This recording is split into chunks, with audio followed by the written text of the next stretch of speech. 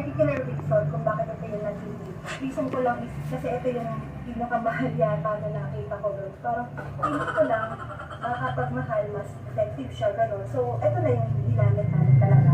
And then, ito naman is, we have this brass copper polish. So, ito naman yung ginagamit namin pamilinis ng mga hardware.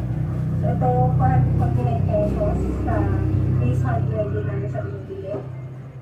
So, kailangan nyo rin guys ng cotton buds and then na basahan. Mas maganda kung microfiber yung gagamitin, no? Then, kailangan din natin na tape. So, start natin muna. Linisin natin yung kanyang, disiplinin lang yung kanyang canvas text. So, kailangan natin yung leather healer din. Usually, iniiwasan kong mag-spray directly sa bag. Kasi minsan, merong leather na